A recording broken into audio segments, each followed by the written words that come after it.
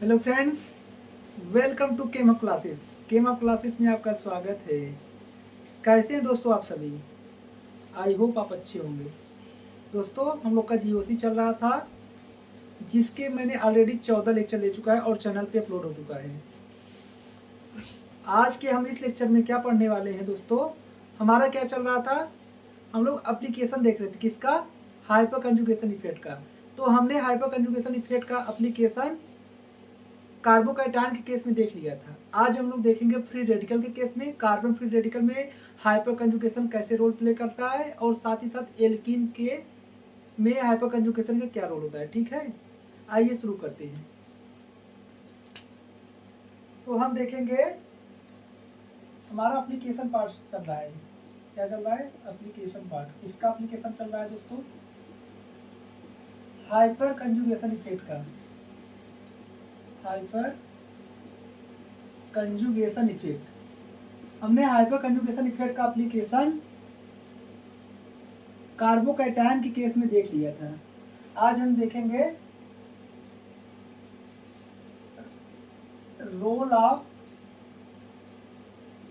Hyper conjugation in carbon free radical. ठीक है,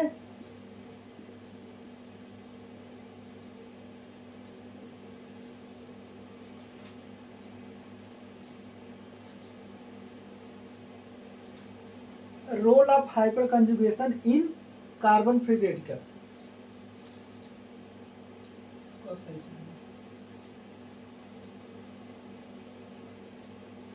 ठीक, जैसे दोस्तों आप ये देखिए,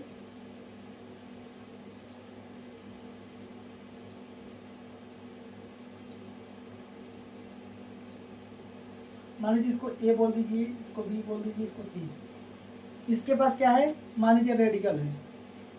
ये क्या है? Carbon free radical. तो ये क्या है? एक सिग्मा बॉन्ड यहाँ पे है, एक यहाँ पे है, एक यहाँ पे। 3 सिग्मा बॉन्ड है, मतलब 6 इलेक्ट्रॉन ऐसे हो गए, और एक ये फ्री रेडिकल, एक यहाँ से इलेक्ट्रॉन होगा प्लस 1 इलेक्ट्रॉन। तो मिलाकर एक क्या है? 7 इलेक्ट्रॉन सिस्टम है। यदि ये 7 इलेक्ट्रॉन सिस्टम है, मतलब क्या है? इलेक्ट्रॉन डेफिशिएंट है, क्योंकि इसको 8 इलेक्ट्रॉन करना है, ऑक्टेट कंप्लीट करना है। दुनिया में हर लोग अपने आप को स्टेबल करना चाहते हैं, तो ये भी अपने आप को स्टेबल करेगा, लेकिन स्टेबल तब होगा जब ये अपना ऑक्टेट कंप्लीट कर लेगा, 8 इलेक्ट्रॉन कर लेगा। इसके पास अभी क्या है? 7 इलेक्ट्रॉन। मतलब कहीं ना कहीं इसका जो पी ऑर्बिटल है वो क्या है? पार्शली फिल्ड है, फुली फिल्ड नहीं है, पार्शली है। तो क्या होगा दोस्तों? ये देखिए, ये क्या है?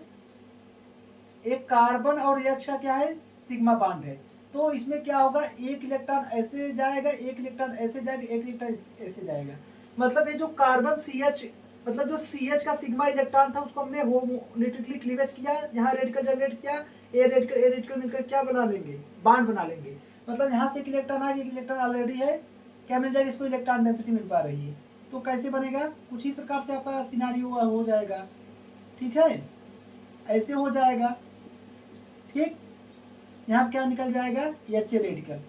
ऐसे ही आप यहाँ पे एच बी रेडिकल निकाल सकते हैं। इसके ऐसे आप होमोलिटिकली क्लीवेज कर दो, एक इलेक्ट्रॉन इसके पास जाएगा, एक इलेक्ट्रॉन यहाँ पे, एक इलेक्ट्रॉन यहाँ पे, यहाँ से इलेक्ट्रॉन डेंसिटी मिल जाएगा। तो फिर कुछ इस प्रकार से बन जाएगा। इधर मैंने एच बी को क्लीवेज किया है, मतलब मैंने इस बार क्या किया है? जो कार्बन और एच बी वाला बॉन्ड था, सिग्मा इलेक्ट्रॉन था, इसको डेंसिटी दिया है। यहाँ मैंने क्या किया है? एच ए वाला, जो कार्बन और एच ए का जो सिग्मा इलेक्ट्रॉन था, मतलब हमने इस कार्बन एच के सिग्मा इलेक्ट्रॉन डेंसिटी को दिया है। इस बार मैंने किसका दिया है? कार्बन एच बी के सिग्मा इलेक्ट्रॉन डेंसिटी को दिया है। ऐसे ही आप तीसरा केस देख सकते हो, ए वाला भी तो कर सकता है, ऐसे कर सकता है, ऐसे कर सकता है। तो आप इसको भी बना लो। यहाँ पे एक इलेक्ट्रॉन इसके पास गया, एक इलेक्ट्रॉन ए और एक इलेक्ट्रॉन ए मिलकर डबल बॉन्ड, और यहाँ एक इसके साथ इलेक्ट्रॉन चला गया। मतलब समझ पा रहे हो? आपको पिक्चर ये समझ में आ रही होगी। सर, आप ये कहोगे सर कि जितने भी अल्फा एच होंगे, अल्फा इस क्यों बोल रहे हैं? क्योंकि इस कार्बन क्या है? रेडिकल, इसके ठीक एडजेसेंट पे जो भी एटम उसको हम अल्फा बोलेंगे, और ये कार्बन है तो अल्फा कार्बन हुआ। इस पे 3 एच है तो अल्फा एच कितने हुए? 3 अल्फा एच है। तो इसका मतलब जितने अल्फा एच, मैंने शुरू में ही बताया था पहले जब स्टार्ट किया था हाइपर कंजुगेशन, जितने अल्फा एच उतने ही हाइपर कंजुगेटिंग स्ट्रक्चर, और जितने ही हाइपर कंजुगेटिंग स्ट्रक्चर उतना ही ज्यादा स्टेबिलिटी। मतलब आप समझ पा रहे हो, इस जो कार्बन रेडिकल है, ये जो पार्शियली फिल्ड पी ऑर्बिटल है, इसको 3-3 सिग्मा इलेक्ट्रॉन डेंसिटी मिल पा रहा है, मतलब 3-3 CH के सिग्मा इलेक्ट्रॉन डेंसिटी को मिल पा रहा है, मतलब इसकी जो इलेक्ट्रॉन की कमी थी वो अच्छे से पूरी हो जा रही है, मतलब कहीं ना कहीं इसको स्टेबिलिटी मिल पा रही है। समझ आया? अब हम आगे देखते हैं।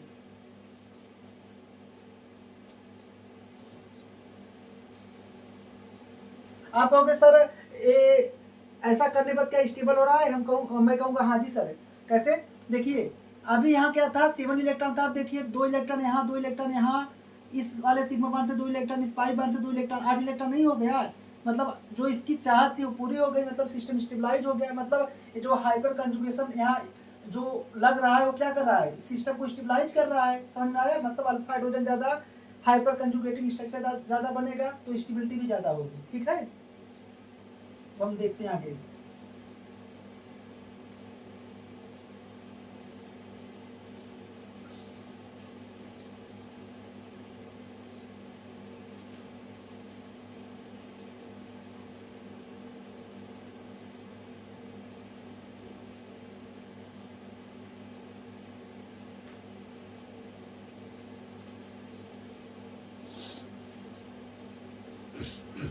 मतलब ये आपके पास ऐसा मान लीजिए कुछ आ जाए आपके सामने, एक ऐसे है एक ऐसे है, मान लीजिए यहाँ पे रेडिकल है, मान लीजिए इसको मैंने पी बोला, ठीक है। एक आपके पास ऐसा सिस्टम आ जाए, एक क्यू हो गया, एक आपके पास ऐसा सिस्टम आ जाए, ए आर बोला। अब आपको बताना है इन तीनों में कहाँ पे रेडिकल सबसे ज्यादा स्टेबल है। बस इसका फंडा सिंपल है, आपको कैलकुलेट करना है अल्फा हाइड्रोजन, जहाँ पे अल्फा हाइड्रोजन ज्यादा होगा वहाँ पे हाइपर कंजुगेशन स्ट्रक्चर ज्यादा बनेगा, और हाइपर कंजुगेशन स्ट्रक्चर ज्यादा मिलेगा, जाहिर सी बात स्टेबिलिटी ज्यादा होगी। यहाँ पे देखिए इसको मैं 0 पोजीशन मानूंगा तो ए बी अल्फा हुआ, ए बी अल्फा हुआ, ए बी अल्फा हुआ। यहाँ पे क्या है, CH3 है, अगर ऐसे लिखा हो इसको क्या मानोगे, CH3। तो यहाँ पे 3 अल्फा एच यहाँ से हो गया, यहाँ पे एक बॉन्ड ए गया है, एक बॉन्ड ए गया, एक बॉन्ड ए, मतलब कहीं ना कहीं एक एच होगा, तो एक एच यहाँ से आ गया, मतलब 3 अल्फा एच यहाँ से है, और एक एच यहाँ से हो जा रहा है अल्फा एच, और बाकी यहाँ पे क्या है, एक सिग्मा बॉन्ड 2 सिग्मा, मतलब यहाँ पे 2 एच होंगे, तो 2 एच यहाँ पे मिल जा रहे हैं, और तीनों अल्फा पोजीशन पे है, तो मतलब 3 अल्फा एच यहाँ से, एक यहाँ से, 4 अल्फा एच यहाँ से 2, मतलब इसमें कितने अल्फा एच हैं, 6 अल्फा एच है। ठीक है, और यहाँ पे अगर बात करें ए बी अल्फा होगा, ए बी अल्फा होगा, क्योंकि इस कार्बन जो ये रेडिकल है इससे एडजेसेंट सिर्फ ए वाला कार्बन है, ए वाला कार्बन है, इस पे भी क्या होगा, 2 एच है, इसके पास तो एक ही एच है, क्योंकि एक बॉन्ड ए है, एक बॉन्ड ए, एक बॉन्ड ए है, तो एच एक ही होगा, तो एक अल्फा एच यहाँ पे है, 2 यहाँ पे, कितने हैं, इसके पास 3 अल्फा एच है। ठीक है, एक यहाँ से है, 2 यहाँ से। अगर मैं इसकी बात करूं, इस रेडिकल के एडजेसेंट में क्या है, सिर्फ यही वाला कार्बन है, और इस पे एक ही एच होगा, एक बॉन्ड ऐसे 3 बॉन्ड ऑलरेडी बन गया, तो एक ही एच होगा, तो यहाँ पे अल्फा एच कितना है, एक है। अब पिक्चर आपके सामने क्लियर है, अल्फा एच सबसे ज्यादा यहाँ पे है, फिर यहाँ पे है, फिर यहाँ पे है, तो अल्फा एच ज्यादा, मैं क्या बताया था, अल्फा एच ज्यादा, तो आप क्या कहोगे, हाइपर कंजुगेटिंग स्ट्रक्चर, हाइपर कंजुगेशन ज्यादा, अल्फा एच ज्यादा मतलब हाइपर कंजुगेशन इफेक्ट ज्यादा लगेगा, और हाइपर कंजुगेशन इफेक्ट ज्यादा लगेगा तो जाहिर सी बात है स्टेबिलिटी भी क्या होगी, इंक्रीज करेगी। ये आपको कभी भूलना नहीं है, तो जाहिर सी बात है आपको समझ में आ गया, यहाँ पे अल्फा एच ज्यादा तो स्टेबिलिटी सबसे ज्यादा इसकी होगी, यहाँ पे 3 अल्फा एच है, यहाँ पे एक है, तो यहाँ पे एक ही अल्फा एच इसको इलेक्ट्रॉन डेंसिटी मिल पाएगी, तो यहाँ बहुत ज्यादा इलेक्ट्रॉन डेंसिटी नहीं मिल पा रही, यहाँ पे जो रेडिकल होगा वो उतना अच्छे से स्टेबलाइज नहीं हो पा रहा है, इन दोनों में हो पा रहा है, इन दोनों कंपेयर में यहाँ पे ज्यादा है तो ये और ज्यादा स्टेबलाइज हो पा रहा है, तो आर्डर कुछ इस प्रकार से रहेगा। ठीक है, अब मैं एक इंपॉर्टेंट क्वेश्चन की बात करता हूँ आपसे,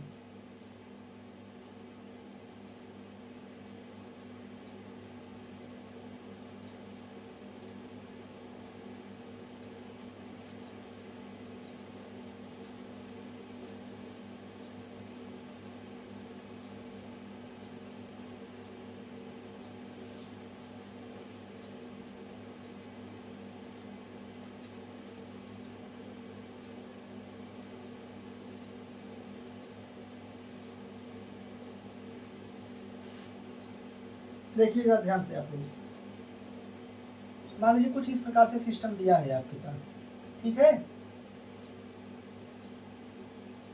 और यहाँ पे आपका रिएक्शन कराना है, ब्रोमीन और HB दिया है, ठीक है। तो देखिएगा दोस्तों, आप ए वाला देखिए कार्बन, यहाँ पे क्या है, एक तरह से अगर ऐसे लिखा हो इसका मतलब क्या, CH3 है, यहाँ पे भी क्या है, CH3 है। और आप देखोगे जैसे यहाँ से हम जा रहे हैं, ये वाला सिस्टम मिल रहा है, यहाँ पे से जा रहे हैं, ये सिस्टम मिल रहा है, मतलब कहीं ना कहीं ये दोनों क्या है, सेम टाइप की है, सेम टाइप के नहीं, आप इसको ए लिख लो, मतलब ये दोनों सेम इन्वायरमेंट में है। यहाँ पे देखोगे एक कार्बन से जुड़ा है, यहाँ एक कार्बन से जुड़ा है, एक कार्बन से यहाँ जुड़ा है, मतलब यहाँ पे एक ही H है। अब इसको भी मान लो इस कार्बन को, यहाँ पे देखेंगे 2 H है, ये भी अलग है C, और ये तो अलग है ही D, यहाँ पे भी क्या है, CH3 है। मतलब आपको यहाँ पे 4 प्रकार के कार्बन देखने को मिल पा रहे हैं। ये अलग इन्वायरमेंट का है, ये वाला अलग है, ये वाला अलग है, ये दोनों सेम है, ठीक है। तो हम बारी बारी से देखेंगे। सबसे पहले अगर मैं यहाँ पे देखूं ये वाला, तो कैसे होगा आप जानते ही हो, जैसे मान लीजिए RH है और यहाँ पे X2 का ऐसे रिएक्शन कराना है, क्या होता है, फर्स्ट स्टेप होता है आपका, फर्स्ट स्टेप क्या होता है, हम लोग क्या देख रहे हैं, हेलोजिनेशन ऑफ एल्केन देख रहे हैं, क्या देख रहे हैं, हेलोजिनेशन ऑफ एल्केन, ठीक है।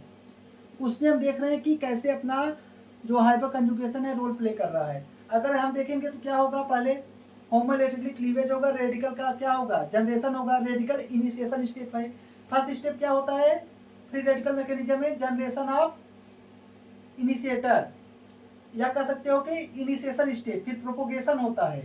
तो इसमें क्या हो रहा है, रेडिकल का इनिशिएशन हो रहा है, रेडिकल जनरेट हो गया। सेकेंड स्टेप क्या होगा, ये रेडिकल आएगा, तो ए वाला होमोलैटिक क्लीवेज ऐसे होगा, ऐसे होगा, तो यहाँ पे क्या बन जाएगा, R रेडिकल जनरेट हो जाएगा, फिर HX बन जाएगा। फिर अगले स्टेप में क्या होगा, R रेडिकल, फिर इससे इसका ऐसे क्लीवेज होगा, इसका क्लीवेज होगा, ये दोनों का मिलन हो जाएगा, क्या बन जाएगा, RH बन जाएगा, फिर X रेडिकल निकल जाएगा। समझ में आया। तो कुछ इस प्रकार से फेनोमेनन होता है। तो ठीक इसी प्रकार से हम ऊपर देखेंगे इसमें वाले रिएक्शन में।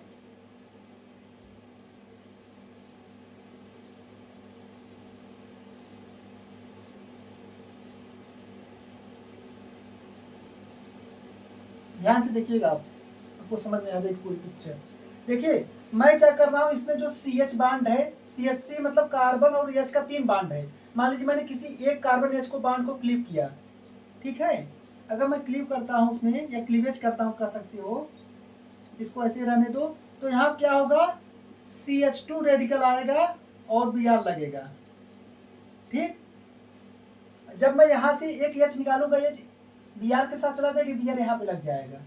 अगर मैं ऐसे ही मान लो, देखिए दोस्तों, चाहे आप इसको यहाँ पे लगाओ, यहाँ पे लगाओ, ये दोनों एक ही मतलब है, तो क्या बार बार दिखाओगे, एक ही मतलब आएगा, ये दोनों सेम इन्वायरमेंट है। मैंने इन दोनों को मान लीजिए एक ही निकाल दिया। अब यहाँ पे देखिए, अगर मैं इसको क्लीव करता हूँ, मान लीजिए यहाँ पे मैं ए रेडिकल, एक कार्बन H को हम होमोलैटिकली क्लीवेज किया, इस कार्बन H जो बांड है, इस यहाँ पे जो 2 इलेक्ट्रॉन थे सिग्मा इलेक्ट्रॉन, मैंने उसको होमोलैटिकली क्लीवेज किया, तो एक इसके साथ जाएगा, एक इसके साथ जाएगा, तो यहाँ क्या होगा, CH3 ऐसे रहने दो, यहाँ क्या हो जाएगा, यहाँ पे मैंने क्या लगा दिया, ब्रोमीन लगा दिया। अब एक केस ऐसा होगा, यहाँ पे मैं क्लीवेज कर दिया ऐसे ऐसे, तो यहाँ पे जो रेडिकल आएगा वो ब्रोमीन के साथ चला जाएगा, लग जाएगा, क्योंकि फर्स्ट स्टेप में मुझे यहाँ से क्या मिलेगा, फर्स्ट स्टेप क्या होता है, फ्री रेडिकल मैकेनिज्म का जनरेशन ऑफ रेडिकल या फ्री रेडिकल इनिशिएटर। यहाँ ब्रोमीन रेडिकल आएगा और यहाँ से एक रेडिकल जनरेट होगा, दोनों मिल जाएंगे। तो यहाँ पे एक ऐसा कुछ हो सकता है, यहाँ पे ब्रोमीन आ जाए, समझ में आया। और एक केस हमारा यहाँ पे ऐसे हो सकता है, यहाँ पे रेडिकल आ जाए, यहाँ से CH बॉन्ड ऐसे क्लीव कर जाए, एक रेडिकल यहाँ आएगा, ब्रोमीन रेडिकल रहेगा, कंबाइन कर लेंगे,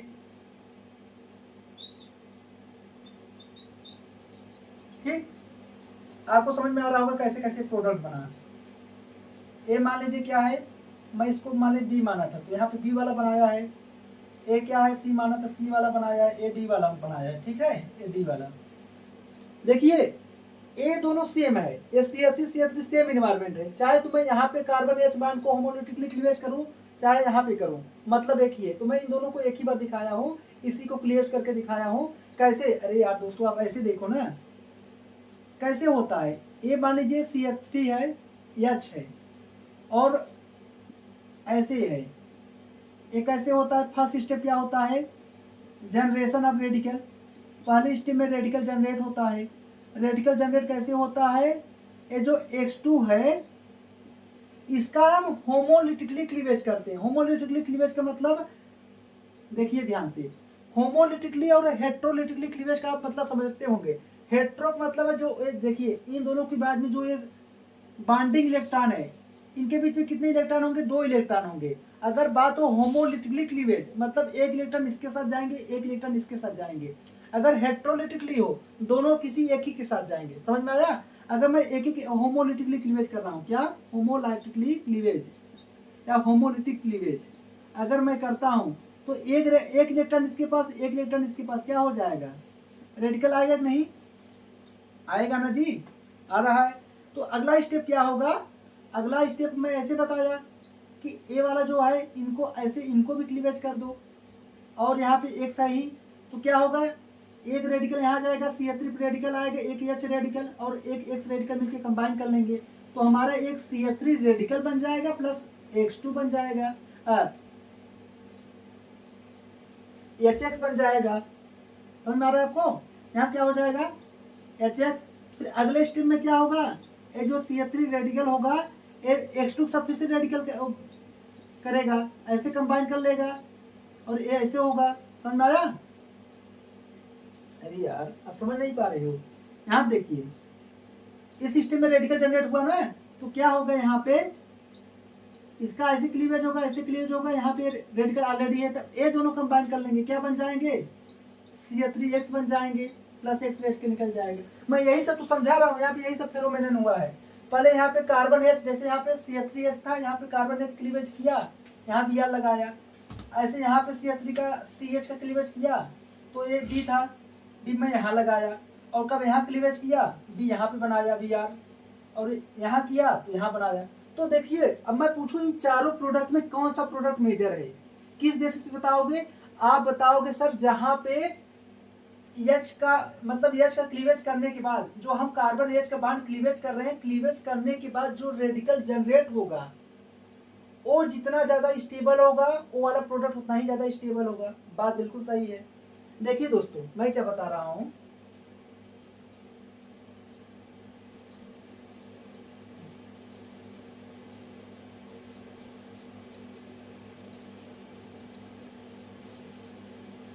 देखिए ये जो प्रोडक्ट बना है, ये प्रोडक्ट बनने से पहले कैसे रहा होगा, ऐसे कुछ बना होगा। समझ पा रहे हो?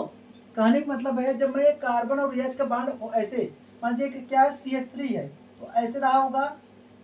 समझ पा रहे हो? ऐसे ही था ना, मान लीजिए यहाँ पे मैंने H को खोल के लिख दिया इस टाइप का, तो मैंने इस बॉन्ड को ऐसे क्लीवेज किया होगा, तो यहाँ पे रेडिकल आएगा। अब एक रेडिकल यहाँ आएगा, तो आप ये देखोगे ये जो रेडिकल बन रहा है, इस अल्फा कार्बन है, अल्फा कार्बन कितना H है, ये वाला इस देखिए, ये जो रेडिकल इससे और कोई कार्बन नहीं अटैच है, सिर्फ डायरेक्टली अटैच एक ही कार्बन है, और इस कार्बन को हम अल्फा बोलेंगे, अल्फा पे एक ही H है, तो यहाँ पे एक अल्फा H हुआ। तो इस केस में ये प्रोडक्ट बनने से पहले यहाँ पे जो रेडिकल जनरेट हो रहा था उसको सिर्फ एक अल्फा H स्टेबलाइज कर रहे थे, मतलब एक अल्फा H का हाइपर कंजुगेशन इफेक्ट देखने को मिल रहा था। अगर मैं यहाँ पे जो क्लीवेज कर रहा हूँ, देखिएगा ये वाला प्रोडक्ट बनने से पहले कैसे बना होगा, कुछ ऐसे रहा होगा ना, तभी तो मैं Br का और इसका फिर से क्लीवेज कंबाइन करा दिए, यहाँ जैसे ऐसे रहा होगा, ये ऐसे कंबाइन किया होगा, तभी तो प्रोडक्ट बना होगा। तो देखिएगा ये जो रेडिकल है AB alpha, AB alpha, AB alpha, यहाँ कितने H है, 2 H होंगे, यहाँ पे एक CH3 है, यहाँ पे 3 H होंगे, और यहाँ पे क्या होंगे 3 H। तो आप देख पा रहे हो 3 H यहाँ से, 3 H यहाँ से, 2 H यहाँ से, मतलब कहीं ना कहीं इसमें कितने अल्फा H हो रहे हैं, 8 अल्फा H। समझ पा रहे हो? और यहाँ पे एक अल्फा, देखिए ये जो प्रोडक्ट बना है, तो प्रोडक्ट बनने से पहले जो रेडिकल जनरेट था उसको एक अल्फा H मिलकर स्टेबलाइज कर रहे थे। यहाँ पे जो प्रोडक्ट बनने से पहले जो रेडिकल बना था वहाँ पे 8 अल्फा H मतलब 8 अल्फा H का इलेक्ट्रॉन डेंसिटी इस रेडिकल को मिल रहा था। अगर मैं इसकी बात करूँ, ये प्रोडक्ट बनने से पहले कैसे बना होगा, ये प्रोडक्ट कैसे बना होगा, कुछ ऐसे बना होगा। तो देखिए AB अल्फा हुआ, AB अल्फा हुआ, यहाँ पे एक H है, यहाँ पे कितना होगा 3 H होगा ना, यहाँ पे 4 अल्फा H है, यहाँ 3 अल्फा H, यहाँ पे 1 अल्फा H, 4 अल्फा H हुआ। और यहाँ पे देखो ये वाला जो प्रोडक्ट बना इसके पहले कैसे हुआ होगा, कुछ CH2 रेडिकल आया होगा, तब बाद में Br ऐसे कंबाइन किया होगा ना, ऐसे दोनों कंबाइन करके एक प्रोडक्ट बनाए हैं। तो यहाँ देखिए इसके एडजेसेंट में सिर्फ एक ही कार्बन है, इसी अल्फा है, बाकी और किसी डायरेक्टली अटैच नहीं है। एडजेसेंट में इस रेडिकल की यही कार्बन है और इसमें कितनी है, 2H है, 2 अल्फा H। पिक्चर क्लियर है। ए वाला प्रोडक्ट बनने से पहले ए बना होगा रेडिकल, ए वाला प्रोडक्ट बनने से पहले ए रेडिकल बना होगा, समझ पा रहे हो। मतलब ये जो प्रोडक्ट बना है, प्रोडक्ट कब बना होगा, पहले इस रेडिकल का जनरेशन रहा होगा तब ये प्रोडक्ट बना होगा। ऐसे ही ये प्रोडक्ट बनने से पहले ए रेडिकल बना होगा, ऐसे ये प्रोडक्ट बनने से पहले ए रेडिकल बना होगा, ऐसे ये प्रोडक्ट बनने से पहले ए रेडिकल बना होगा। तो जहां पे रेडिकल सबसे ज्यादा स्टेबलाइज हो पा रहा है वो वाला प्रोडक्ट मेजर बनेगा, जाहिर सी बात है। तो कहाँ पे रेडिकल सबसे ज्यादा स्टेबलाइज होगा, स्टेबलाइजेशन कहाँ पे रेडिकल को मिल रहा है, जहाँ पे अल्फा ज्यादा होगा, अल्फा ज्यादा, हाइपर कंजुगेशन इफेक्ट ज्यादा, हाइपर कंजुगेटिंग स्ट्रक्चर ज्यादा बनेगा, और हाइपर कंजुगेशन स्ट्रक्चर ज्यादा बनेगा तो रेडिकल की स्टेबिलिटी ज्यादा। यहाँ पे 1 अल्फा H है, यहाँ पे 8 अल्फा H है, यहाँ पे 4 अल्फा H है, यहाँ पे 2 अल्फा H है, समझ पा रहे हो। तो आप देख पा रहे हो इसमें 8 अल्फा H है, सबसे ज्यादा यहीं पे है, और इसका प्रोडक्ट क्या है, ए वाला है। इस प्रोडक्ट बनने से पहले ये बना होगा, और यहाँ पे 8 अल्फा H, मतलब यहाँ पे 8 हाइपर कंजुगेशन इफेक्ट मिल पा रहा है, मतलब यहाँ पे कितना इलेक्ट्रॉन डेंसिटी मिल पा रहा है, 8 CH के सिग्मा इलेक्ट्रॉन डेंसिटी मिल पा रहे हैं। तो यहाँ पे सबसे ज्यादा रेडिकल को स्टेबलाइजेशन मिल पा रहा है, तो यही वाला प्रोडक्ट क्या होगा दोस्तों, मेजर होगा। समझ में आया, मतलब ये वाला प्रोडक्ट क्या होगा, मेजर बनेगा। होप आपको समझ में आया होगा ये कैसे कैसे होगा। अब इस पर डबल स्टार लगा लो, ये इंपॉर्टेंट क्वेश्चन है। होप आपको इस क्वेश्चन में कोई डाउट नहीं रहा होगा, ठीक है। आगे देखते हैं।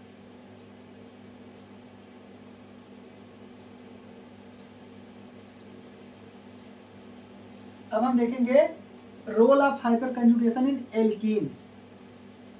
एल्कीन में हाइपर कंजुगेशन का क्या रोल होता है।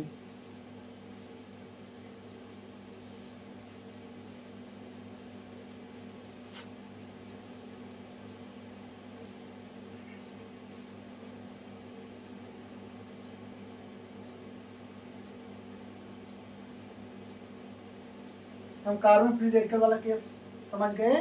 अब हम देखेंगे कि हाइपर कंजुगेशन कैसे रोल प्ले करता है एल्कीन के स्टेबिलिटी में। Role of hyperconjugation in alkene, ठीक है। तो हम यहाँ एल्कीन लिख लेते हैं।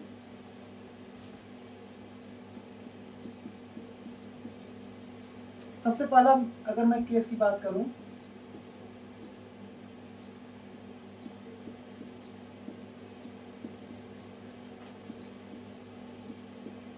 ठीक है।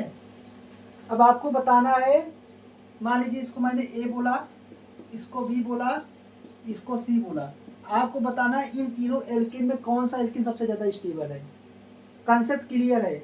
आप ये देखोगे कि कहाँ पे अल्फा हाइड्रोजन ज्यादा है, अल्फा हाइड्रोजन ज्यादा तो हाइपर कंजुगेशन स्ट्रक्चर ज्यादा होगा, हाइपर कंजुगेशन इफेक्ट ज्यादा लगेगा, और जहाँ पे इफेक्ट ज्यादा लगेगा वहाँ पे स्टेबिलिटी ज्यादा होगी। आप यहाँ देखिए, ए क्या है, अल्फा, ए क्या है, अल्फा। ऐसे लिखा हो मतलब क्या है, ए यम्मी है, यम्मी है। यम्मी को क्या कहते हैं, CH3 कहते हैं। यहाँ पे CH3 होगा, 3 अल्फा H यहाँ से मिलेगा, 3 अल्फा H यहाँ से, मतलब कितना है, 6 अल्फा H है, ठीक है।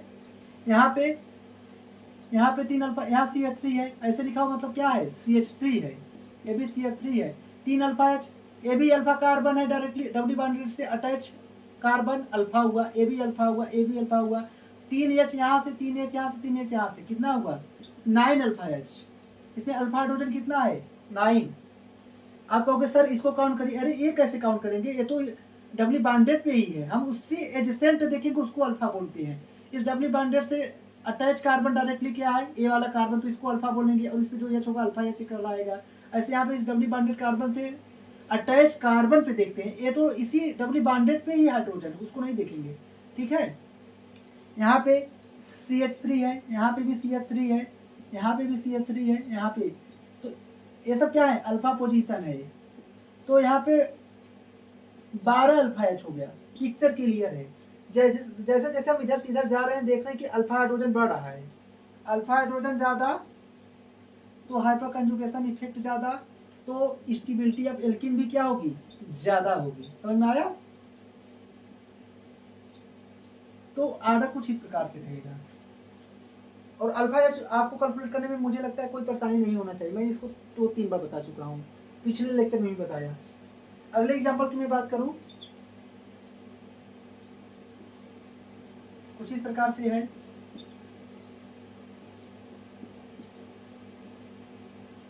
आगे ये CH3 है, यहाँ पे CH3 है, ठीक है। अब आपको बताना है ये जो डबल बॉन्ड है ये कहाँ पे ज़्यादा स्टेबल है, इस वाले केस में कि इस वाले स्टेट में।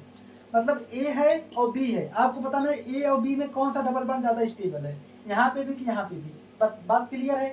ये वाला डबल बॉन्डेड है, ए वाला अल्फा होगा और ए वाला अल्फा होगा। ये डबल बॉन्डेड से अटैच, डायरेक्टली अटैच कार्बन एक है, एक ये है। यहाँ पे तो कोई है ही नहीं एच, क्योंकि ऑलरेडी डबल बॉन्डेड यहाँ से हो गया, एक कार्बन ऑलरेडी 4 बॉन्ड बना लिया है। आप यहाँ जबरदस्ती एच मत बना देना, 5 बॉन्ड कार्बन बनाता नहीं है। अब कहोगे सर यहाँ पे एक एच कैसे है यार, ऑलरेडी 2 बॉन्ड यहाँ से, एक बॉन्ड यहाँ से, एक बॉन्ड यहाँ से, ऑलरेडी 4 बॉन्ड है तो 5 बॉन्ड होगा नहीं। मतलब यहाँ पे इस वाले अल्फा कार्बन पे एच नहीं है। यहाँ पे देखेंगे 2 बॉन्ड बना तो मतलब 2 एच और होंगे, यहाँ पे 2 अल्फा एच, ठीक है। इस वाले केस में देखेंगे ए डबली बॉन्डेड है, डबली बॉन्डेड से अटैच ये वाला कार्बन है, ए अल्फा बोलोगे नहीं, इस डबली बॉन्डेड से अटैच, डायरेक्टली अटैच कार्बन है ये अल्फा, कितना एच है, 3 एच, यहाँ 3 एच है। और ए डबली बॉन्डेड से अटैच, डायरेक्टली अटैच ये वाला कार्बन, यहाँ पे भी 2 एच है, क्योंकि 2 बॉन्ड बनाए तो 2 एच होगा ही होगा, 4 बॉन्ड पूरा करेगा ना, तो 2 एच यहाँ से आ गए और 3 एच यहाँ से है। अल्फा पोजीशन ए भी है और ए भी है, ए भी है, लेकिन यहाँ फिर से वही बात है, 2 बॉन्ड यहाँ से ऑलरेडी बनाया है, एक यहाँ से, यहाँ से। यहाँ कार्बन ऑलरेडी 4 बॉन्ड बना लिया, अगर आप हाइड्रोजन बनाओगे तो 5 बॉन्ड बन जाएगा, जाहिर सी बात है हाइड्रोजन होगा नहीं। तो मिला के यहाँ पे 2 अल्फा एच यहाँ से अल्फा पोजीशन। अल्फा पोजीशन आपको मुझे नहीं लगता कि प्रॉब्लम आ रही होगी कि अल्फा पोजीशन कौन है। आप ये देखना है डबल बॉन्ड से अटैच डायरेक्टली कार्बन ए है और ए है, यहाँ पे तो एच है नहीं, ऑलरेडी 2 बॉन्ड यहाँ, एक बॉन्ड यहाँ, एक बॉन्ड यहाँ, 4 बॉन्ड हो गया, तो एच का कोई सवाल नहीं। यहाँ पे 2 बॉन्ड था मतलब 2 एच और रहा होगा, तो 2 एच यहाँ से मिल गया अल्फा एच। और यहाँ पे क्या है, देखिए 1 बॉन्ड यहाँ पे, 2 बॉन्ड यहाँ पे, मतलब एक कार्बन पे एक एच होगा, लेकिन इसको काउंट नहीं करेंगे क्योंकि मुझे क्या करना, अल्फा एच चाहिए। ये तो इस डबली बॉन्डेड कार्बन पे नहीं चाहिए, डबली बॉन्डेड कार्बन से अटैच कार्बन पे हम एच काउंट करते हैं। तो यहाँ पे क्या है, डबली बॉन्डेड कार्बन से अटैच कार्बन अल्फा बोलेंगे, यहाँ 3 है, यहाँ 2 है, तो इसमें कितने अल्फा एच है, 5 अल्फा एच। पिक्चर क्लियर है, more alpha H, more hyperconjugation, more stability of alkene, a alkene ज्यादा स्टेबल होगा एज कम्पेयर टू दिस, ठीक है। होप आपको समझ में आ रहा होगा। आगे देखते हैं।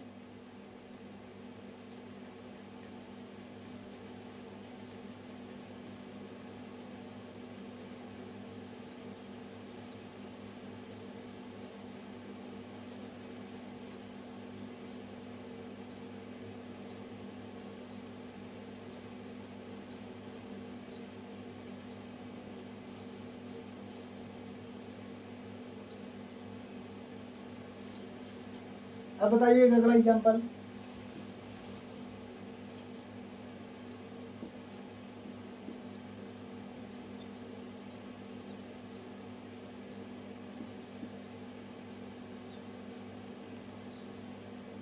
ठीक है, मान लीजिए इसको मैंने P बोला, इसको Q बोला, इसको R बोला। आपको बताना P Q R में कौन सा एल्कीन या मतलब कहाँ पे डबल बॉन्ड सबसे ज्यादा स्टेबल है। देखिएगा ये दोनों सिस्टम अगर बात करूं, ये ब्रेड्स रूल में बताया था। ब्रेड्स रूल में क्या बोला गया था कि ब्रिज हेड कार्बन पे या ब्रिज हेड पोजीशन पे कभी भी डबल बॉन्ड नहीं बन सकता, या तो वहां पे कार्बोकैटायन नहीं बन सकता, क्योंकि कार्बोकैटायन मतलब sp2 हाइब्रिडाइजेशन, और sp2 मतलब ट्राइगोनल प्लेनर, और ये सिस्टम चाह के भी आप इसको कभी प्लेनर नहीं बना सकते, ये प्लेनर हो ही नहीं सकता, ठीक है। तो ये दोनों वैसे तो एग्जिस्ट करते ही नहीं है, ठीक है, मतलब ये दोनों क्या है, हाईली अनस्टेबल ये दोनों। लेकिन यहाँ पे देखेंगे ये जो डबल बॉन्ड है ये अल्फा ब्रिज हेड पोजीशन पे तो है नहीं, जाहिर सी बात है ये दोनों क्या है, देखो इसको आप इसको क्या बोलते हो, ये दोनों ब्रिज हेड पोजीशन है, ये भी ब्रिज हेड पोजीशन है, यहाँ पे भी है, लेकिन यहाँ पे bridge head position double bond नहीं लगा है, बगल में लगा, लेकिन यहाँ पे ब्रिज हेड पोजीशन पे डबल बॉन्ड आ रहा है, यहाँ पे आ रहा है। तो इन दोनों के कंपेयर में ए वाला पक्का ज्यादा स्टेबल है, तो आर की स्टेबिलिटी सबसे ज्यादा। अब इन दोनों में कंपेयर करो, आप कहोगे सर यहाँ पे देखिए ये जो ब्रिजिंग है, अगर मैं यहाँ से यहाँ आऊँ तो बीच में एक एटम मिल पा रहा है, लेकिन मैं यहाँ से यहाँ आऊँ तो 2 एटम मिल पा रहा है। मतलब कहीं ना कहीं यहाँ नंबर ऑफ एटम क्या है, ज़्यादा है। नंबर ऑफ एटम ज़्यादा है तो सिस्टम थोड़ा सा क्या हो जाता है, फ्लेक्सिबल होता है। मतलब कहीं ना कहीं थोड़ा बहुत लिनियरिटी हल्की फुल्की आ जाती है। मतलब इसके कंपेयर में थोड़ा सा अपने आप को स्टेबल महसूस करता है। तो क्यू होगा फिर आर होगा। समझ में आया? ये क्या है, स्टेबिलिटी ऑफ एल्कीन। क्या ऑर्डर है दोस्तों, ये स्टेबिलिटी ऑफ एल्कीन। होप आपको ये समझ में आ गया होगा। ठीक है, आगे देखते हैं।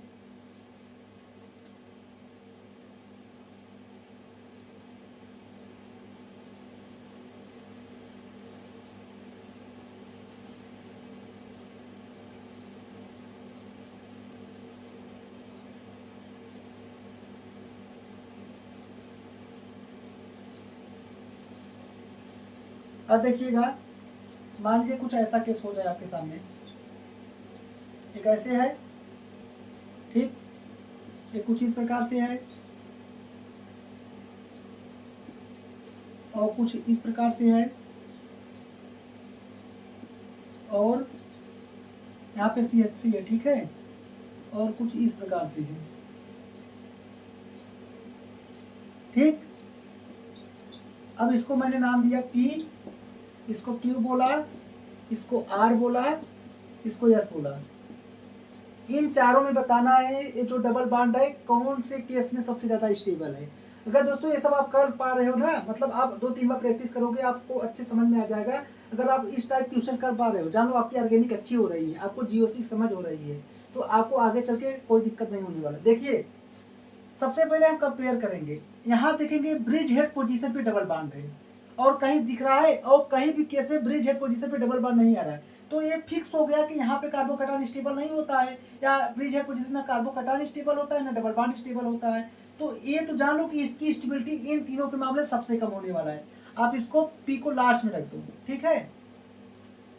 अब इधर मैं देखूं, यहाँ पे देखेंगे, आप कहोगे सर एक एच यहाँ पे है, एक एच यहाँ पे है, ठीक है। डबली बॉन्डेड, एक क्या है, डबली बॉन्डेड कार्बन है, इससे डायरेक्टली अटैच कार्बन यहाँ पे है, यहाँ पे है, लेकिन यहाँ पे क्या है, अल्फा है, अल्फा है। लेकिन इस जो अल्फा पे जो एच है, ये जो अल्फा एच है, अब इसको अल्फा एच बोलोगे नहीं, ये क्या है, इनएक्टिव हाइड्रोजन है। समझ पा रहे हो क्यों? देखिए, ए भी इनएक्टिव है, ए भी इनएक्टिव हाइड्रोजन है। मैं बता रहा हूँ कैसे।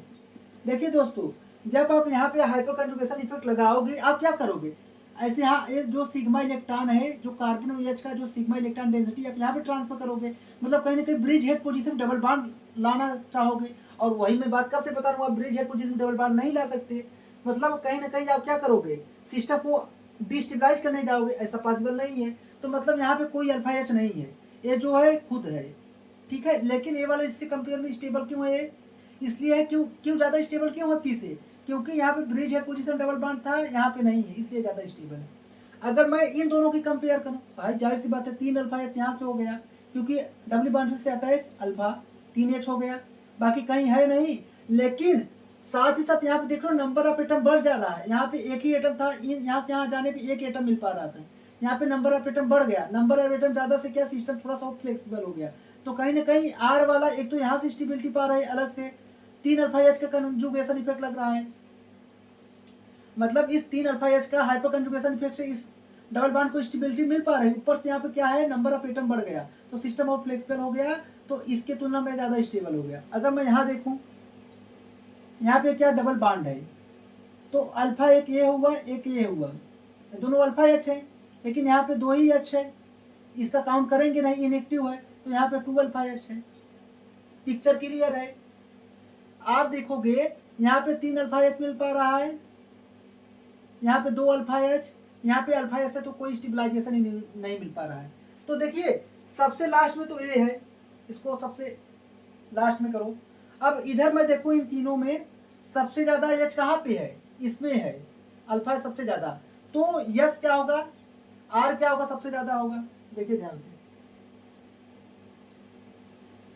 आर क्या होगा, सबसे ज्यादा। आर मैं सबसे ज्यादा क्यों बता रहा हूं, क्योंकि यहाँ पे एक तो नंबर सिस्टम में नंबर ऑफ एटम बढ़ गया, उससे सिस्टम थोड़ा सा फ्लेक्सिबल हो गया, और दूसरा क्या हो रहा है, यहाँ 3 अल्फा एच, मतलब 3 हाइपर कंजुगेशन इफेक्ट लग रहा है, तो इससे भी स्टेबिलिटी मिल पा रही है, तो सबसे सबसे ज्यादा आर का हुआ।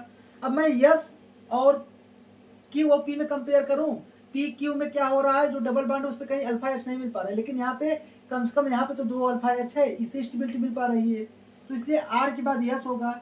और इन दोनों में कंपेयर बताया था, यहाँ पे ब्रिज हेड पे डबल बॉन्ड है, यहाँ पे ब्रिज हेड पे डबल बॉन्ड नहीं, तो जाहिर सी बात है ज़्यादा स्टेबल है। फिर क्यू का नंबर आएगा, फिर पी का आएगा। होप आपको ये स्टेबिलिटी आर्डर बहुत अच्छे से समझ में आया होगा। कैसे मैं बताया, एक बार फिर से देखो, यहाँ पे ब्रिज हेड पोजीशन पे है डबल बॉन्ड और बाकी किसी की इसमें नहीं है, आप देख सकते हो, तो इसको हमने लास्ट में रखा।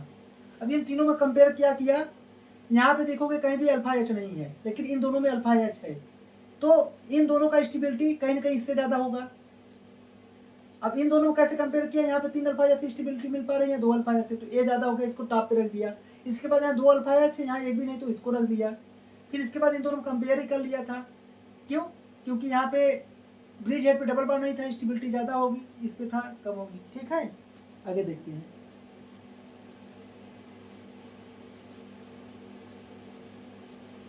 अब दोस्तों एक बहुत बहुत बहुत इंपॉर्टेंट कंसेप्ट आता है, हीट ऑफ हाइड्रोजिनेशन। अब इस पे चाहे जितना भी सितारा लगाना लगा लो, 4 तारे लगाना लगा लो, इससे पक्का 1 या 2 क्वेश्चन जरूर इस टॉपिक से आते हैं, हीट ऑफ हाइड्रोजिनेशन। चाहे नीट की बात करो, चाहे जेई की बात करो, चाहे IIT जैम की बात करो, ज्यादातर इससे क्वेश्चन जरूर आते हैं। कौन सा टॉपिक, हीट ऑफ हाइड्रोजिनेशन। ठीक है,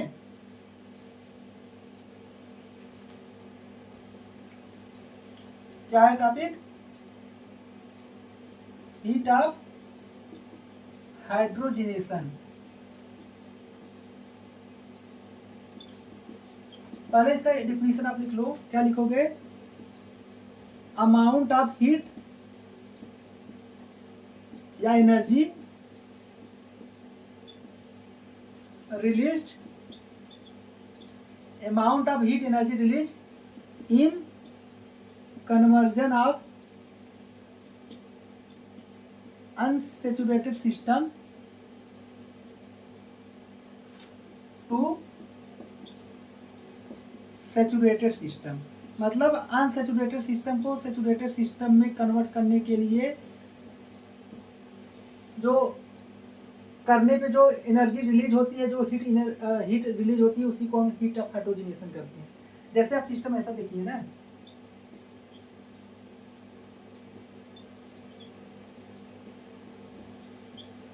ठीक है, एक यहाँ पे देखिए और एक यहाँ पे देखिए।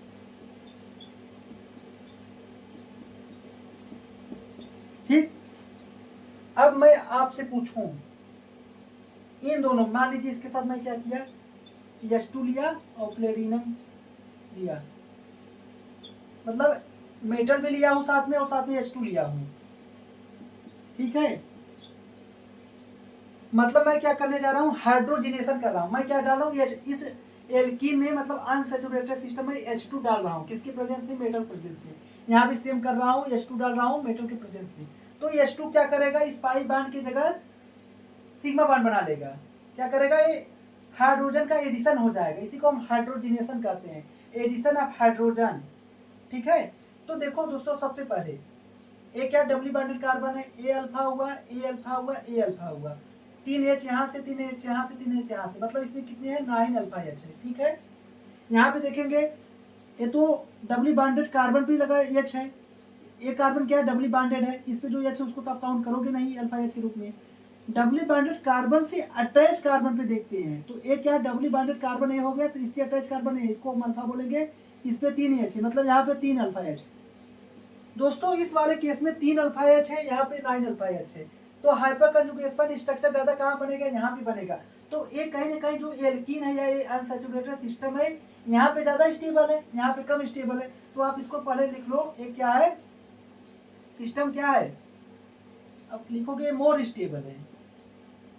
स्टेबिलिटी में बताया था, हाइपर कंजुगेशन देखते हैं, ये क्या है, लेस स्टेबल है। इतना तो समझ में आया। अब क्या होगा, मैंने मान लीजिए इसमें हीट डाला, इसमें भी हीट डाला, कहने का मतलब है, मान लीजिए मैंने इसको कुछ एनर्जी दिया, इसको कुछ एनर्जी दिया।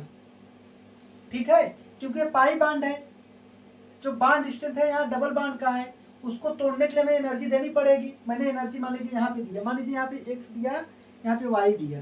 ठीक है, तो ये टूट कर क्या बनाएगा, ये जो पाई बांड है, एक पाई बांड टूटेगा, दो सिग्मा बांड बनेंगे।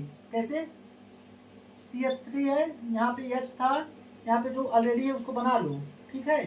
यहाँ पे CH3 था, यहाँ पे H आ जाएगा, समझ में आया?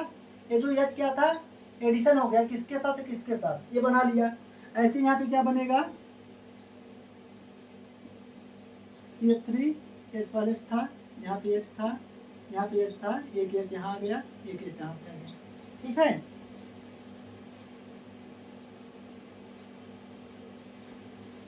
मैंने क्या कर दिया, हाइड्रोजिनेशन कर दिया।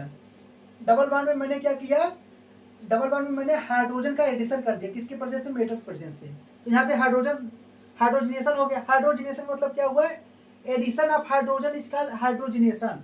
तो क्या हुआ, हाइड्रोजनेशन में क्या होता है, देखिए यहाँ पे क्या था, एक सिग्मा एक पाई बांड था, अब क्या हुआ, यहाँ सिग्मा बांड रह गया, पाई बांड गायब, एक पाई बांड गया, दो नए सिग्मा बांड आए कि नहीं आए, देखिए ये तो पहले था एक सिग्मा बांड एक सिग्मा बांड, ये जो पाई बांड था ये गायब होकर एक सिग्मा मतलब दो नए सिग्मा बांड बन गए, मतलब पाई बांड ब्रेक हुआ, सिग्मा बांड फॉर्म हुआ। यहाँ पे भी क्या हुआ, एक सिग्मा एक पाई था, पाई वाला बांड गायब हो गया, सिर्फ सिग्मा बचा, पाई बांड ब्रेक करके दो नए सिग्मा बांड बना लिया, ठीक है। देखो मान लीजिए मैं कह रहा हूं कि मैं यहाँ पे मैंने 200 किलो जूल मोल एनर्जी दिया, यहाँ पे भी मैंने इतना एनर्जी दिया, ठीक है, 200 किलो जूल मोल। ये जो मैं फेनोमिनन करा रहा हूँ हाइड्रोजिनेशन कराने के लिए, मैं इन दोनों में इतना इतना एनर्जी दिया, ठीक है, हाइड्रोजिनेशन हुआ। तो क्या हुआ, ये देखा गया कि ए वाला क्या किया, मात्र 50 किलो जूल एनर्जी क्या किया, रिलीज किया, लेकिन ये क्या किया, 70 किलो जूल मोल एनर्जी क्या किया, रिलीज किया। मान लीजिए डेल्टा एच नेगेटिव लगाओगे क्योंकि रिलीज हो रहा है, मतलब नेगेटिव, ये एक्सोथर्मिक प्रोसेस है, नेगेटिव, समझ पा रहे हो? अब देखिए ध्यान से समझिए, देखिए मैं दोनों को बराबर एनर्जी दिया, 200 किलो जूल मोल एनर्जी इसको दिया, इसको दिया, इस वाले सिस्टम को, इस वाले सिस्टम को। हाइड्रोजिनेशन कराने के लिए मैं दोनों को 200 किलो जूल पर मोल एनर्जी दिया, लेकिन लास्ट में क्या हुआ, ये 50 kilo joule mole energy release कर रहा है, लेकिन ये 70 कर रहा है, मतलब ये 200 में से 70 वापस कर दे रहा है, इतना एनर्जी रिलीज कर रहा है। तो इसने कंज्यूम कितना किया, 130 किलो जूल मोल एनर्जी लिया, मतलब ये जो हाइड्रोजनेशन मैंने 200 किलो जूल मोल एनर्जी दिया था हाइड्रोजनेशन करने के लिए, लेकिन हाइड्रोजनेशन करने में सिर्फ इतना एनर्जी खर्च हुआ, बाकी यहाँ रिलीज हो गया, लेकिन यहाँ क्या हुआ, 150 kilo joule mole energy use हो गया। 200 में से ये क्या किया, ये हाइड्रोजनेशन, इस सिस्टम को हाइड्रोजनेशन करने के लिए, इस सिस्टम को हाइड्रोजनेशन करने के लिए 150 किलो जूल मोल एनर्जी खर्च करनी पड़ी, इसको 130 करनी पड़ी, मतलब यहाँ पे एनर्जी ज्यादा क्या हो रहा है, खर्च हो रहा है इस सिस्टम को हाइड्रोजनेशन करने के लिए, पाई बांड को सिग्मा बांड में कन्वर्ट करने के लिए। यहाँ पे कम एनर्जी खर्च करनी पड़ी, जाहिर सी बात है। इसका मतलब क्या हुआ, ये सिस्टम ज्यादा स्टेबल था, इसलिए ज्यादा एनर्जी खाया बांड को तोड़ने के लिए। यहाँ पे सिस्टम कम स्टेबल था तो थोड़ा ही एनर्जी लिया, टूट गया और इतना एनर्जी वापस कर दिया। तो समझ में आया आपको, एक पिक्चर से समझ में आ रहा होगा कि जहां पे स्टेबिलिटी ज्यादा है वहां पे एनर्जी कम रिलीज हो रही है, जहां पे स्टेबिलिटी कम है वहां पे एनर्जी ज्यादा रिलीज हो रही है। मतलब कहीं ना कहीं जो एनर्जी रिलीज हो रही है और जो एल्कीन की स्टेबिलिटी, उनके बीच कौन सा रिलेशन है, इनवर्सली प्रोपोर्शनल है। ये स्टेबिलिटी ज्यादा था एल्कीन का तो एनर्जी कम रिलीज किया, और स्टेबिलिटी कम था एनर्जी ज्यादा रिलीज किया। मतलब जो heat of hydrogenation, energy release को मैं क्या कहता हूँ, मैंने डिफिनेशन क्या बताया, जब हम अनसैचुरेटेड सिस्टम को सैचुरेटेड सिस्टम में कन्वर्ट कर रहे हैं, अनसैचुरेटेड को सैचुरेटेड में कन्वर्ट कर रहे हैं, तो उस दौरान जो हीट रिलीज होती है उसी को हम हीट ऑफ हाइड्रोजनेशन कहते हैं। हाइड्रोजनेशन के लिए जो एनर्जी रिलीज होती है उसी को तो हम हीट ऑफ हाइड्रोजनेशन कहते हैं। ये हाइड्रोजनेशन प्रोसेस हो रहा है, एक कराने में जो एनर्जी रिलीज हुआ उसी को हम हीट ऑफ हाइड्रोजनेशन कहते हैं। तो जाहिर सी बात है, जो सिस्टम ज्यादा स्टेबल होगा वो ज्यादा एनर्जी लगेगा, जो सिस्टम ज्यादा स्टेबल उसको ज्यादा एनर्जी लगेगी, क्या करने के लिए, अनसैचुरेटेड से सैचुरेटेड में जाने के लिए। ये सिस्टम ज्यादा स्टेबल था, इसको ज्यादा एनर्जी खर्च करनी पड़ी अनसैचुरेटेड से सैचुरेटेड में जाने के लिए। ये कम स्टेबल था, थोड़ा एनर्जी यूज किया, बाकी वापस कर दिया। समझ में आया? तो आप एक तरह से रिलेशन लिख लो ऐसे। अब मैं इसको रब कर देता हूं।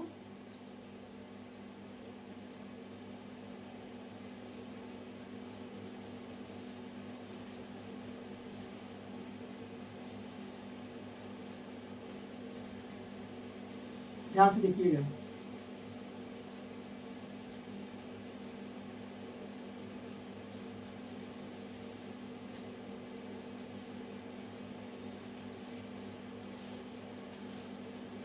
बहुत ही इंपॉर्टेंट है कंसेप्ट, जान लीजिए, हीट ऑफ हाइड्रोजनेशन। क्या लिखोगे? हीट ऑफ हाइड्रोजनेशन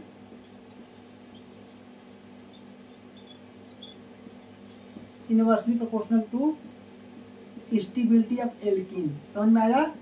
जहां पे एल्कीन की स्टेबिलिटी ज्यादा होगी वहां पे हीट ऑफ हाइड्रोजनेशन कम होगा। डायरेक्ट इसी पे ये सीधे कंसेप्ट पे क्वेश्चन आते हैं कंपटीशन में। आपको अगर ये रिलेशन पता रहेगा आप आसानी से 4 नंबर ले जाओगे। मान लीजिए आपके पास मैं 2 क्वेश्चन देता हूँ।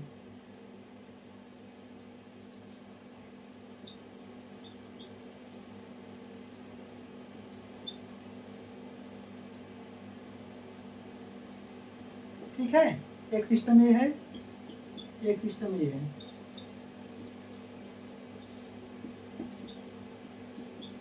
मैं पूछूं इन दोनों में किस सिस्टम का हीट ऑफ हाइड्रोजनेशन ज्यादा होगा, तो आपके दिमाग में आना चाहिए सर पूछ रहे कि हीट ऑफ हाइड्रोजनेशन किसका ज्यादा होगा। तो मैंने एक कंसेप्ट पढ़ा कि जो हीट ऑफ हाइड्रोजनेशन है वो इनवर्सली प्रोपोर्शनल होता है किसके? स्टेबिलिटी ऑफ एल्कीन के। जो एल्कीन ज्यादा स्टेबल होगा उसकी हीट ऑफ हाइड्रोजनेशन कम होगा। स्टेबिलिटी भी आप एल्कीन के लिए मैं क्या करता हूँ, मैं करता हूँ अल्फा हाइड्रोजन काउंट करता हूँ, तो अल्फा हाइड्रोजन काउंट कर लीजिए। ये क्या है? डबली बॉन्डेड कार्बन है, इससे अटैच कार्बन यही है, सिर्फ यहीं पे कार्बन अटैच है डायरेक्टली। तो इसमें कितने एच है? 3 एच है, तो इसमें कितना है? 3 अल्फा एच है। इस डबली बॉन्डेड कार्बन से अटैच कार्बन एक तो यहाँ पे है, एक तो यहाँ पे डायरेक्टली अटैच। 3 अल्फा एच यहाँ से, 3 अल्फा एच यहाँ से, मतलब 6 अल्फा एच। यहाँ पे 3 अल्फा एच, यहाँ पे 6 अल्फा एच। यहाँ पे अल्फा एच ज्यादा, हाइपर कंजुगेशन स्ट्रक्चर ज्यादा, हाइपर कंजुगेशन इफेक्ट ज्यादा लगेगा, तो ए एल्कीन ज्यादा स्टेबल है। ये क्या है? मोर स्टेबल है। ये क्या है? एल्कीन लेस स्टेबल है। तो भाई एल्कीन ज्यादा स्टेबल तो हीट ऑफ हाइड्रोजनेशन सबसे कम। ये एल्कीन ज्यादा स्टेबल है तो यहाँ पे हीट ऑफ हाइड्रोजनेशन कम। और हीट ऑफ हाइड्रोजनेशन किसमें ज्यादा होगा? इसमें। जो सिस्टम कम स्टेबल उसकी हीट ऑफ हाइड्रोजनेशन ज्यादा। ठीक है, ऐसा क्वेश्चन आ सकता है। अब हम आज का लास्ट क्वेश्चन देखेंगे जो कि बहुत इंपॉर्टेंट है।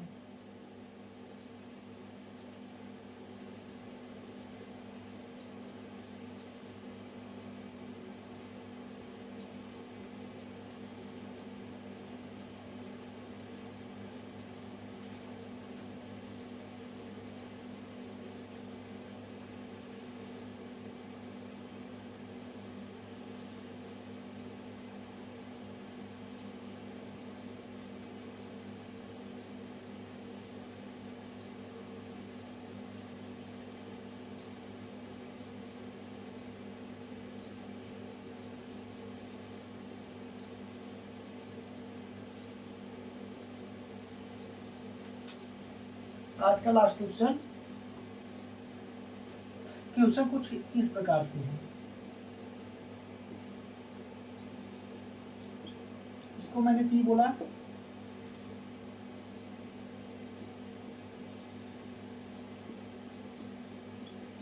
इसको मैंने क्यू बोला, ठीक है, और इसको मैंने आर बोला। आपको बताना है ए पी क्यू आर में सबसे ज्यादा स्टेबल कौन है। एक तो स्टेबिलिटी ऑर्डर अरेंज करना है, दूसरा आपको बताना है हीट ऑफ हाइड्रोजनेशन किसका ज्यादा होगा। मतलब इसी में 2 क्वेश्चन है, ठीक है। तो हमारा कंसेप्ट सेम है। हम सबसे पहले स्टेबिलिटी निकालेंगे। स्टेबिलिटी कैसे निकालते हैं? स्टेबिलिटी चेक करने के लिए हम हाइपर कंजुगेशन इफेक्ट लगाएंगे कि कहाँ पे अल्फा एक्स ज्यादा है वहाँ पे एल्कीन की स्टेबिलिटी ज्यादा होगी। सबसे पहले केस में ए क्या है? ए तो डबली बॉन्डेड कार्बन है, इससे डायरेक्टली अटैच कार्बन यहाँ पे, तो ए अल्फा हुआ, ए अल्फा हुआ। इस अल्फा कार्बन पे 3 एच है, यहाँ पे 3 एच है, मतलब इसमें कितने हैं? 6 अल्फा एच।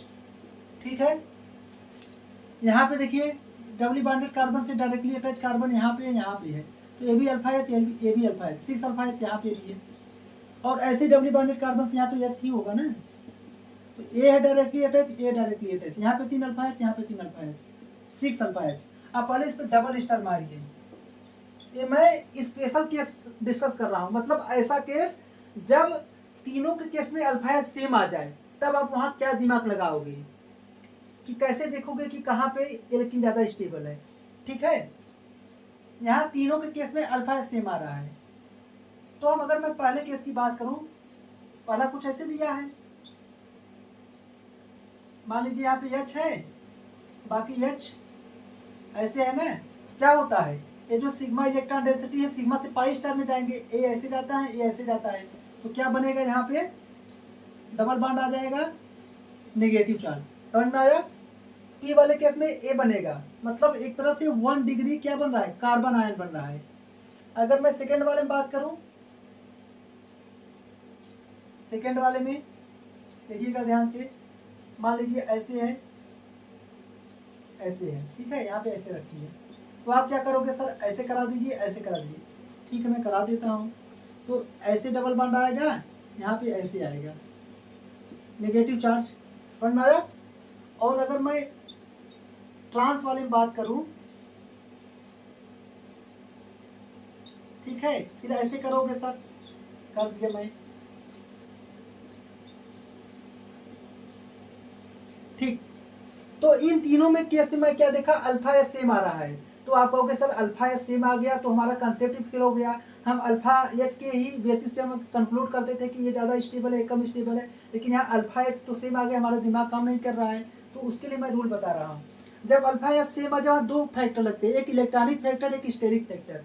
देखिए ए क्या है, कार्बन एक 1 डिग्री है, क्योंकि ए इससे अटैच एक ही कार्बन है डायरेक्टली। ए क्या है, ए भी कार्बन, ए भी कार्बन, ए क्या है, एक तरह से सेकेंडरी है, डायरेक्टली अटैच कार्बन यहाँ पे है, यहाँ पे ए भी क्या है, सेकेंडरी है। तो कहीं ना कहीं आपको पता है, मैं बताया था, जो कार्बन आयन का स्टेबिलिटी होता है वो सबसे ज्यादा प्राइमरिक होता है, फिर सेकेंडरी होता है, फिर टर्सरिक होता है। लेकिन कार्बोकैटायन की स्टेबिलिटी सबसे ज्यादा टर्सरी का, फिर सेकेंडरी, फिर प्राइमरी का। देखिए इसके पास इलेक्ट्रॉन डेंसिटी ऑलरेडी है, ये क्या है, इलेक्ट्रॉन रिच है, ऊपर से यहाँ से इलेक्ट्रॉन डेंसिटी मिल पा रही है। भाई किसी पर बहुत ज्यादा पैसा ऊपर से और उसको पैसा दे रहे हो, कहीं ना कहीं उसको अनस्टेबलाइज कर रहे हो। कभी भी जिसके पास इलेक्ट्रॉन रिच सिस्टम है वो किसके साथ रहना चाहेगा, जो कोई पैसा खींचने वाला हो। जैसे किसी पर बहुत ज्यादा इलेक्ट्रॉन डेंसिटी है, वो उसके साथ खुश रहेगा, कोई उसके साथ ऐसा बंदा है जो इलेक्ट्रॉन डेंसिटी उससे कम कर सके। लेकिन यहाँ पे इलेक्ट्रॉन डेंसिटी इन दोनों के पास ज्यादा है, क्योंकि सेकेंडरी है, ऊपर से इलेक्ट्रॉन डेंसिटी दे रहे हैं, मतलब कहीं ना कहीं सिस्टम को अनफेवरेबल कर रहे हैं। देखिए जो नेगेटिव चार्ज रहता है वो हमेशा इलेक्ट्रॉन विड्रॉइंग के साथ खुश रहता है, और जो पॉजिटिव चार्ज रहता है वो इलेक्ट्रॉन डोनेटिंग के साथ खुश रहता है। तो अगर मैं इन तीनों की बात करूं तो यहाँ प्राइमरी है, ये स्टेबल कार्बन आयन है, ये क्या है, कार्बन आयन स्टेबल है। इन तीनों में से जो पी वाला है वो ज्यादा स्टेबल है, इन दोनों में तो सेकेंडरी है, ये सेकेंडरी है दोनों में, यहाँ प्राइमरी है, तो भाई ये जीत गया, यहाँ कार्बन आयन ज्यादा स्टेबल है। तो अगर मैं 1 2 3 में पी को सबसे पहले छाट लूँ, किस बेसिस पे छाट लूँ कि स्टेबिलिटी ज्यादा है, इलेक्ट्रॉनिक फैक्टर की बेसिस पे। मैं किस बेसिस पे इनको अलग कर लिया, मैं इलेक्ट्रॉनिक फैक्टर के बेसिस पे इनको अलग कर लिया कि जो पी वाला केस है वहां पे कार्बन आयन 1 डिग्री है, ज्यादा स्टेबल है। पी और क्यू और आर के केस में क्या हो रहा है, सेकेंड डिग्री है, कार्बन आयन स्टेबल नहीं है। तो ये तो पता होगा कि क्यू की स्टेबिलिटी सबसे ज्यादा है। अगर मैं अब क्यू देखिए, क्यू पी क्यू आर में मैंने पी को कैसे छाटा, क्यू आर से, क्यू आर में सेकेंडरी कार्बन आयन बन रहा है, इसमें प्राइमरी, प्राइमरी की स्टेबिलिटी ज्यादा है, इनको अलग कर लिया। अब बात फंसी इन दोनों के बीच में लड़ाई कि कौन ज्यादा स्टेबल कौन कम। तो इनके बीच में कब सेकेंडरी कार्बन आयन है, ये भी फैक्टर फेल हो गया। तो हम नया फैक्टर देखें कि स्टेरिक फैक्टर। देखिए ACH3 और ACH3 दोनों बल्कि ग्रुप है, और दोनों बल्कि ग्रुप है, दोनों साथ में है, तो इनके बीच क्या लगेगा, स्टेरिक रिपल्सन लगेगा।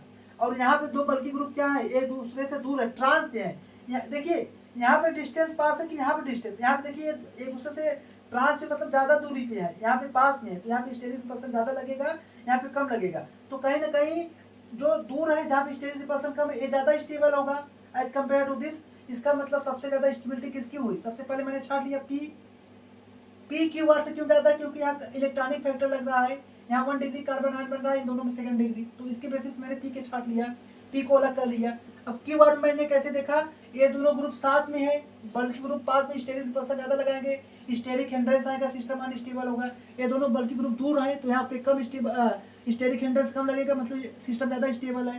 तो इसके बाद आर आएगा, फिर क्यू आएगा, ये क्या होगा, स्टेबिलिटी आर्डर। समझ में आया। अगर स्टेबिलिटी आर्डर आपको समझ में आ गया तो हीट ऑफ हाइड्रोजनेशन भी समझ में आ जाएगा। इसका उल्टा कर दो, हीट ऑफ हाइड्रोजनेशन क्या होता है, इनवर्सली प्रोपोर्शनल होता है किसके, स्टेबिलिटी ऑफ एल्कीन के। तो ए सिस्टम ज़्यादा स्टेबल है, तो ए सिस्टम अनसेचुरेटेड से सेचुरेटेड में जाने के लिए ज़्यादा एनर्जी कंज्यूम कर लेगा, रिलीज कम करेगा। ए सिस्टम सबसे कम स्टेबल है, तो जिसको माने जिसको जो भी एनर्जी देंगे थोड़ा सा यूज करेगा, बाकी लौटा देगा। तो हीट ऑफ हाइड्रोजनेशन का ऑर्डर सबसे ज़्यादा क्यू को होगा, फिर आर को होगा, फिर पी को होगा। ठीक है, इसका उल्टा कर लो।